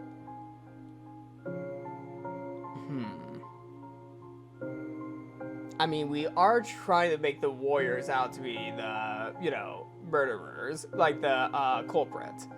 So I guess in a way they're sending out the parasitic fae to, help with the murders. The blood is fairy blood. I think that's pretty obvious with our statement. Some parasitic fairies become underlings of high fae as they are allowed to feed off a small amount of high fae's magic regularly. In turn, they will do anything the high fae asked, even killing humans. Theo seems perplexed and perhaps discontented. Something's not right. What else you got? How does this prove warrior involvement? I put the dead fae beneath the black light. This is a dead parasitic fae. Look, it glows purple and red under the black light. I take it their bodies glow even after they're dead? Correct. It takes a little while until their magic is fully dissipated from the corpse. It honestly looks like a normal bug to me. Hold on one second. I turn to the shelves and pick up one of the boxes containing a deceased insect from my ongoing research. I open the lid and show it to Theo. I found this one dying just yesterday. It died shortly after. Swiftly, I put it beneath the black light. A normal one doesn't glow, you see. Theo's expression is a blend of amusement and bewilderment. Quite interesting. And how does it end up here? A failed transformation magic, a parasitic fate that fed off the victim's life sources, which became a casualty of murder.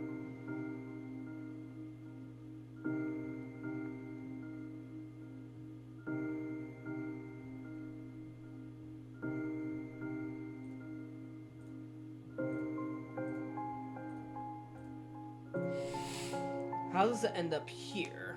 A parasitic fate that fed off the victim's life sources, which became a casualty of murder, a failed transformation magic. I mean, yes, it did not. Well, okay, it was pretty successful because a woman's dead now. A woman is dead, so they got the life sources. Since this was found near the victim, it must have been the parasitic fate that was feeding off her life source. I can't seem to remember there being an NSEC in the evidence box. Oh, this was actually the coin in the evidence box. It turned into a dead fae when I put it under the blacklight long enough. Do parasitic fairies leech off human life sources by turning into things? Theo's sharp question makes me realize something. Parasitic faes aren't capable of transforming into things, so it seems there's a flaw in this theory. Oh, interesting. I thought they could. Wait a moment. It appears there's something I missed. What else you got? What? I'm confused now. I'm actually kind of confused. How does this prove warrior involvement? I placed the ring beneath the blacklight. You see, Miss Moore's ring glows purple and red under the blacklight. Why does it glow purple as well? It's a parasitic fae warped into the ring because of failed transformation magic. It's part of the transformation magic, but wait, they can't transform into things. Oh, I did not look into the evidence as close as I thought I did. Oh, I did not look into the evidence as close as I thought I did. Oh, fuck. This is a stream fail. This might be a stream fail.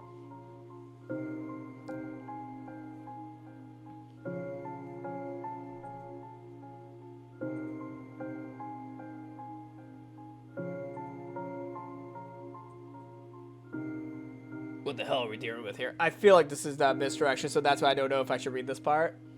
He mutters in a voice that is filled with dismay. There appears to be strong evidence pointing towards warrior involvement. Based on what you show me, parasitic fairies are one way or another connected to the matter of killing. But you haven't told me how the warrior fairies kill the victims. Give it to me straight. How do you figure the murders were carried out? Warriors directed parasitic underlings to sap life, causing ossification and severe hallucinations. Warriors replace victims with changelings and kill the changelings with ossification and hallucination spells. Warriors' ossification and hallucination spells kill the victims and nearby parasitic fae. It's the middle one. It is the middle one. That's what I was thinking.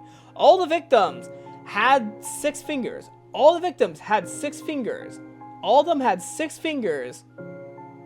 And there's a lot of, parasitic fae blood around the victims' bodies. The warrior high fae used their transformation magic to turn parasitic fae into human lookalikes of the victims, which are often called changelings. Changelings. I take out the crime scene photographs with the middle-aged victims and lay them out on the table. Using the magnifying glass, I show the oddity in the victim's hands to Theo. This is one of the possible anomalies that is likely to happen due to the complexity of transformation magic used in creating changelings. As famous as these ladies' families are, it would have been a big thing on papers if they had 6 fingers from when they were children. I don't seem to remember anything like that in newspapers, do you? No, me neither. Theo looks away, as though trying to remember all the newspapers he has read. And also, with ossification and other murder methods going about, that could be seen as an offensive magic, especially with the ossification one. It also explains the missing iron in the blood sample, since the corpses are not human. I wait until Theo meets my gaze before continuing. They then murder the changelings using ossification and hallucination magic. It is done to cover up what they really did to the real humans. What they really did? Like what? It could be anything. The real humans might be kidnapped to the fairy land, destined to wed certain fairies and bring forth offspring, or to be employed as a slave, or tortured for amusement until they die. I shiver at the thought of it happening to the poor ladies. Theo seems to be unsettled by the same thoughts as well. Hold on. Are you saying that they might be still alive? There is a chance. Yet the realm of the fairies is still an enigma, even for those who study their kind. The Faeologists in this university have barely met any living fairies. You're aware of how fresh this field is within academia, aren't you? Theo nods. It pains me to admit that I generally do not know how to get them back. I'll keep trying nonetheless. We both fell silent, as though a heavy weight had settled in our throats, refusing to budge. We can also look at this case from another angle. The motives. Based on your investigation, what could be the rationale behind the warrior fairies' actions? It's difficult to pinpoint the reason why fairies do what they do, since they don't follow human rules or morality. However, I found that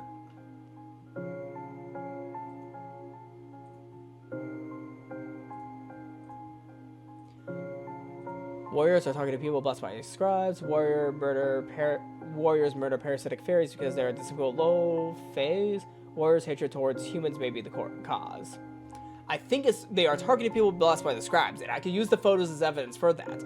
Warriors are targeting people blessed by the scribes because the warriors and scribes are at war with each other. The three middle age are blessed by scribe phase, shown by the signals on one of their hands. I say as I hover the blacklight on top of the family photographs, one by one. I mentioned before that especially strong magic can be seen even through photographs. Yes, I remember. He answers while taking the blacklight out of my hand and checking the signals himself. 2 signals light up Miss Woolridge's family photograph and one on Miss Moore's. This signal is a sign of being blessed by one described fae, usually given when someone has done a very special boon for a scribe. It gives good fortune and is passed down through generations. As you know, the middle-aged victims and their families are old rich families that have stayed on top for many decades. That's how strong the magic is. Miss Moore was adopted. That's why it's only her who has it. Her late biological parents hailed from a distinguished and affluent lineage. Theo points at the faces of Miss Woolridge's photographs. And he's the biological father, while the other 2 are step-family. I nodded him. I'm positively sure that should we check into Miss Niblet's family photograph, she and her children would display the same signals. I'll see what I can do. Oh, it's also meant as a warning for others not to harm the marked human. I guess that warning didn't work in this case, did it?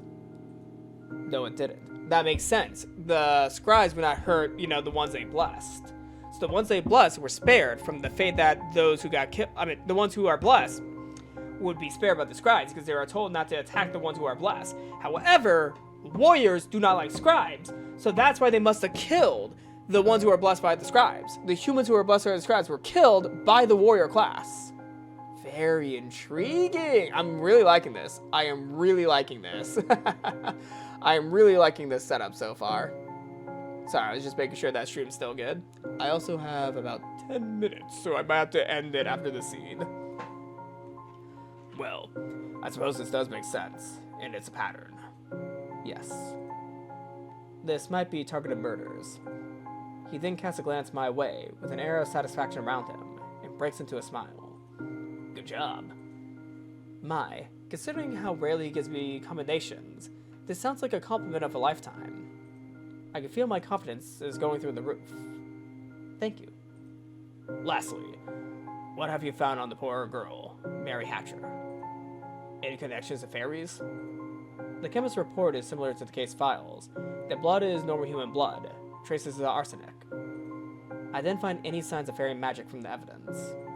She mentioned that you might already be collecting purchase records from chemists all over the city. That's right.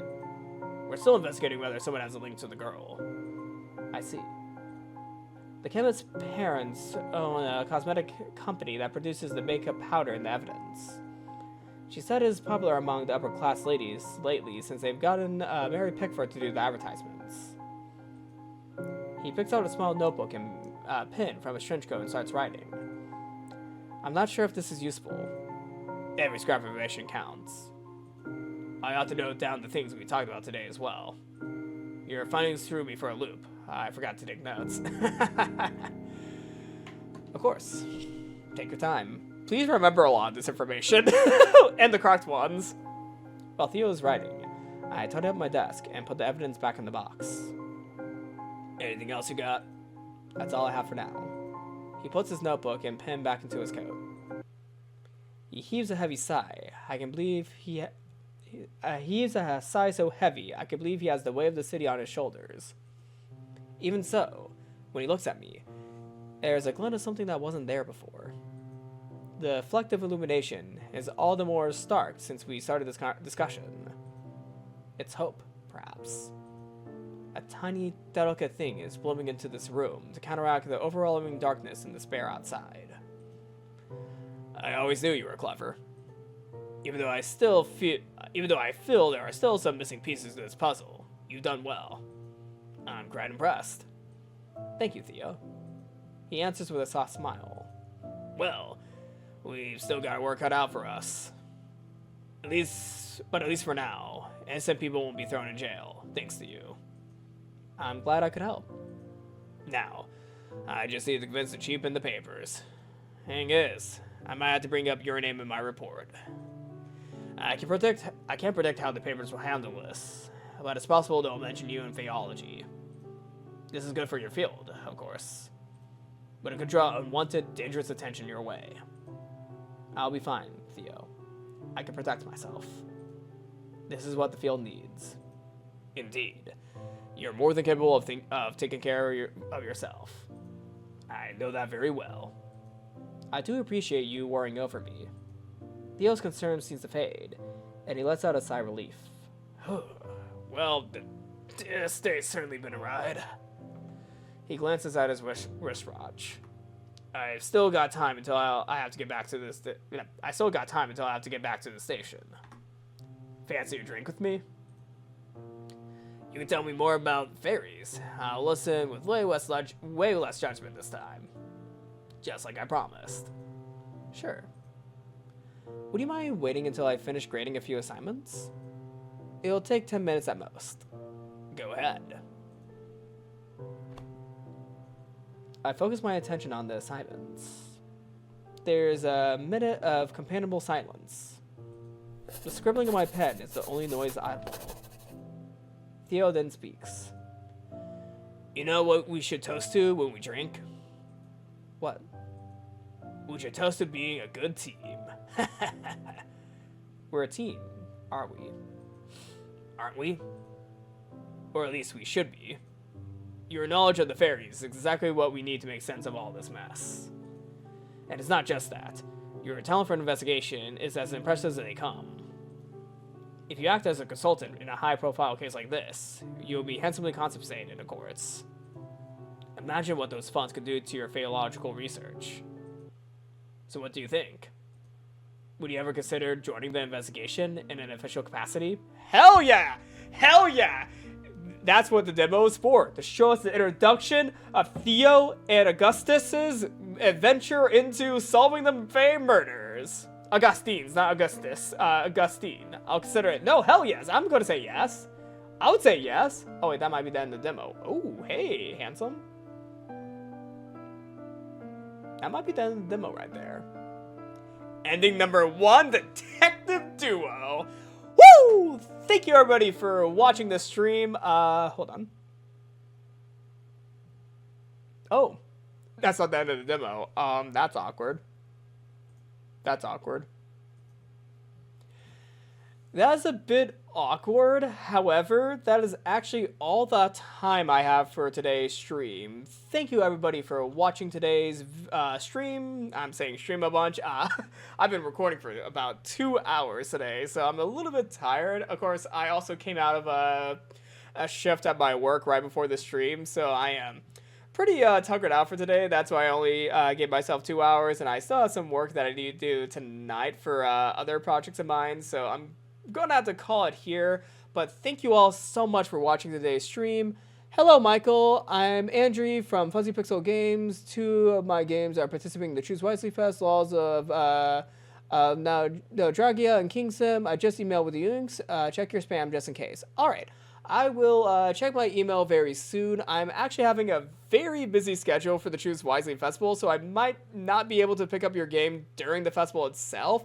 However, I'll try to play all the games I was not able to get to during the festival throughout the next few weeks for the rest of this year, because I do want to play everyone's games. It's just that for the Choose Wisely Festival, I have a stream for each day already planned, so I'm already pretty full for the schedule. I still need to email the organizers that I'm pretty full for the schedule, but I do intend on playing every game that I get a request for in my email. Like every email I got sent, especially the ones in my spam folder, I do plan on playing. However, at the current moment, I'm a bit packed in terms of streams that I can do for right now, so it might have to be a video or stream after the festival, but I do plan on getting to your game, and I will check my email very soon with probably I'm gonna send you an email with more information back.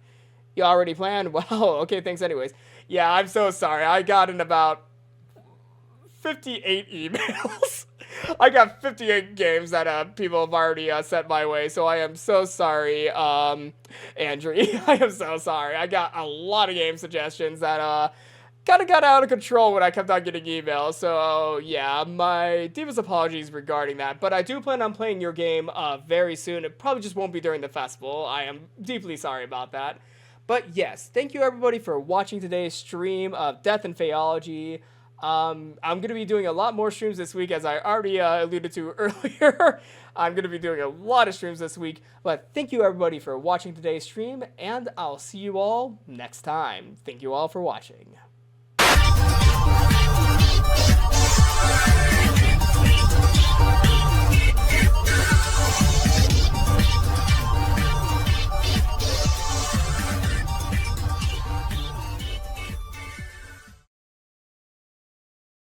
Okay.